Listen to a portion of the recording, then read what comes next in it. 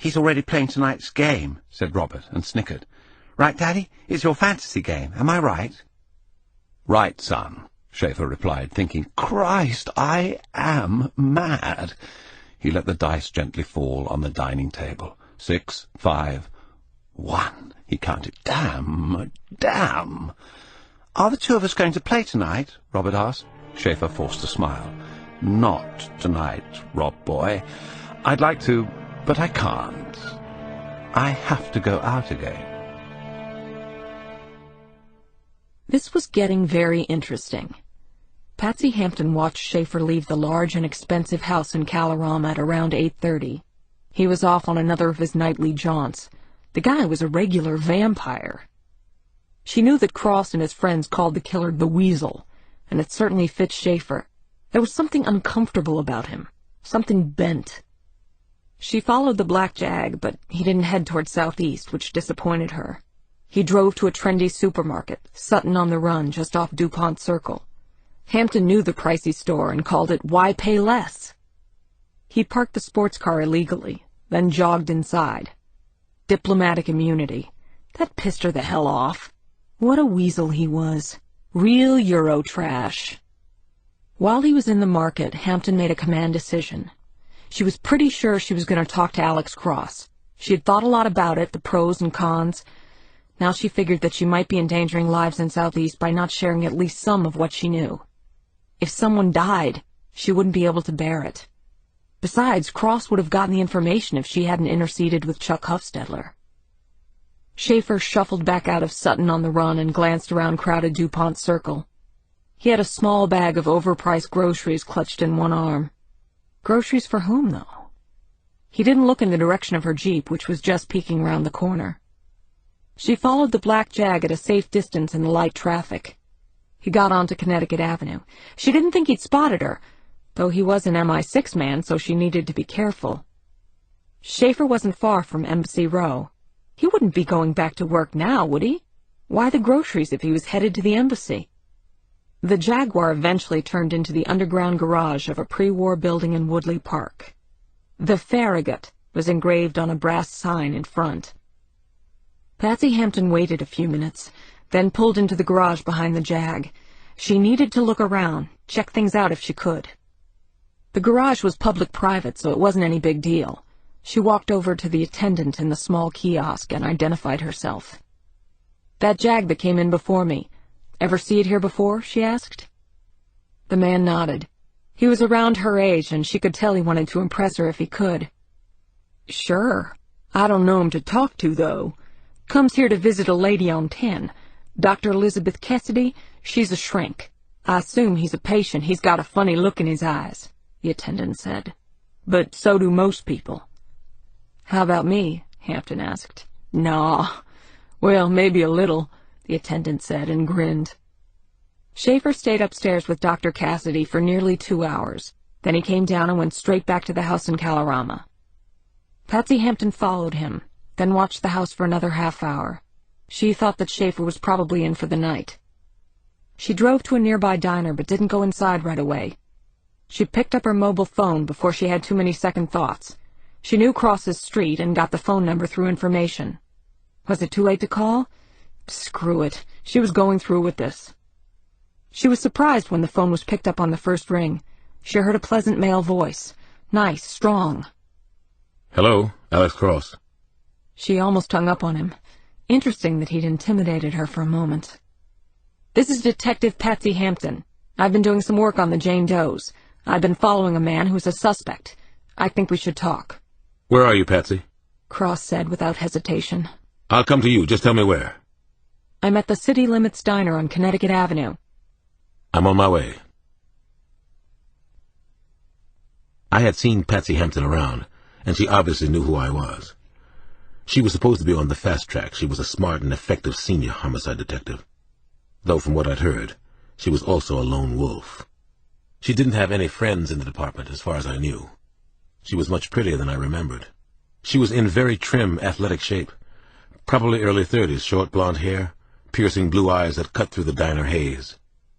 She put on bright red lipstick for our meeting, or maybe she wore it all the time. I wondered what was on her mind, and what her motives were. I didn't think I could trust her. You or me first? Detective Hampton asked after we'd ordered coffee. We were seated at a table in the City Limits diner, near a window looking out on Connecticut Avenue. I'm afraid I don't know what this is about, I told her.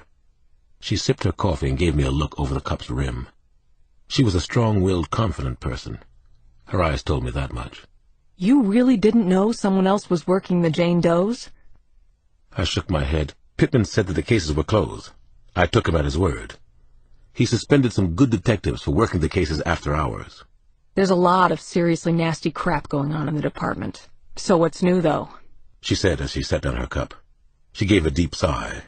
I thought I could deal with it by myself. Now I'm not so sure. Pittman assigned you to the Jane Does? Personally? She nodded. Then her blue eyes narrowed. He assigned me to the Glover and Cardinal murders, and any others I wanted to look into. Gave me free rein. And you say you have something? Maybe. I've got a possible suspect. He's involved in a role-playing game that features victims being murdered, mostly in Southeast. It's all after-the-fact stuff, so he could have read the news stories and then fantasized about them. He works at the British Embassy. This was a new piece of information, and it surprised me. How far have you gone with this? Not to Pittman, if that's what you mean. I've done a little discreet checking on the suspect. Trouble is, he seems to be a solid citizen. Very good at his job, supposedly. At least that's the official word from the embassy. Nice family in Kalorama. I've been watching Schaefer a little, hoping I'd get lucky. His first name is Jeffrey. I knew that she was supposed to be a little bit of a loose cannon, and that she didn't suffer fools gladly.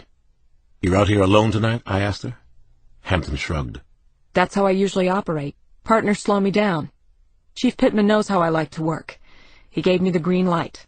All green, all day long.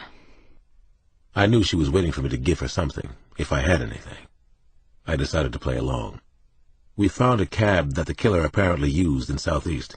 He kept it in a garage in Eckington. Anybody see the suspect in the neighborhood? She asked the right first question. The landlady saw him. I'd like to show her pictures of your guy. Or do you want to do it yourself? Her face was impassive.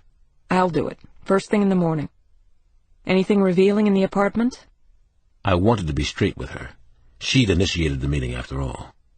Photographs of me and my family covered a wall in a closet. They were taken of us in Bermuda, while we were on vacation. He was there watching us all the time. Hampton's face softened. I heard your fiancé disappeared in Bermuda. Word gets around. There were photographs of Christine, too, I said. Her blue eyes became sad. I got a quick look behind her tough facade. I'm really sorry about your loss. I haven't given up yet, I told her. Listen, I don't want any credit for solving these cases.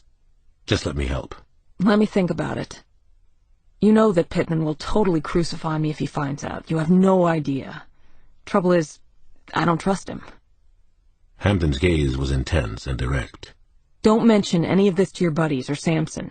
You never know. Just let me sleep on it. I'll try to do the right thing. I'm not such a hard-ass, really. Just a little weird, you know? Aren't we all, I said, and smiled.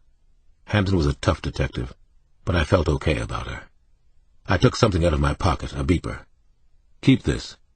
If you get in trouble or get another lead, you can beat me any time. If you find something out, please let me know. I'll do the same. If Schaefer's the one, I want to talk to him before we bring him in. This is personal for me. You can't imagine how personal. Hampton continued to make eye contact, studying me. I'll think about it. I'll let you know. All right. Thanks for calling me in on this. She stood. You're not in on it yet. Like I said, I'll let you know. Then she touched my hand. I really am sorry about your friend. Over the next 2 days, we talked 4 times. During one of our calls, she confessed that Chuck Hofstetler had been her source, and that she'd gotten him to keep the information from me. I shrugged it off. I didn't have the time or the energy to be angry at either of them. On the 3rd night after I met her, Patsy Hampton and I had a breakthrough of sorts. She actually invited me to join her on her stakeout of Schaefer's townhouse in Kalorama Heights. He had arrived home from work before 6 and remained there until just past 9. He had a nice-looking expat family, 3 children, a wife, a nanny. He lived very well. Nothing about his life or surroundings suggested that he might be a killer. He seems to go out every night around this time, Hampton told me as we watched him walk to a shiny black Jag parked in a graveled driveway at the side of the house. Creature of habit, I said. A weasel. Creature, anyway, she said. We both smiled. The ice was breaking up a little between us. She admitted that she had checked me out thoroughly. She decided that Chief Pittman was the bad guy in all of this, not me. The Jaguar pulled out of the drive, and we followed Schaefer to a night spot in Georgetown. He didn't seem to be aware of us. The problem was that we had to catch him doing something. We had no concrete evidence that he was our killer. Schaefer sat by himself at the bar, and we watched him from the street. Did he perch by the window on purpose, I wondered? Did he know we were watching? Was he playing with us? I had a bad feeling that he was. This was all some kind of bizarre game to him. He left the bar around 11:45 and returned home just past midnight. Bastard! Patsy grimaced and shook her head. Her blonde hair was soft and had a nice bounce to it. He's in for the night, I asked. What was that all about? He leaves the house to watch the Orioles baseball game at a bar in Georgetown? That's how it's been the last few nights. I think he knows we're out here. He's an intelligence officer. He knows surveillance. We also know he likes to play fantasy games.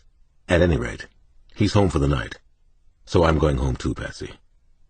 I don't like leaving my family alone too long. Good night, Alex. Thanks for the help.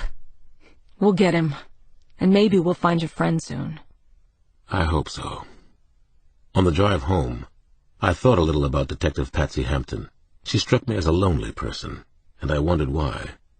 She was thoughtful and interesting once you got past her tough facade. I wondered if anyone could ever really get through that facade, though. The next evening, Patsy Hampton checked in with me from her surveillance post. Schaefer was still home, and of all things, a children's birthday party was going on there, Patsy reported. Lots of smiling kids from the neighborhood, plus a rent-a-clown called Silly Billy. Maybe we're on the wrong track here, Alex. I don't think so. I think our instincts are right about him.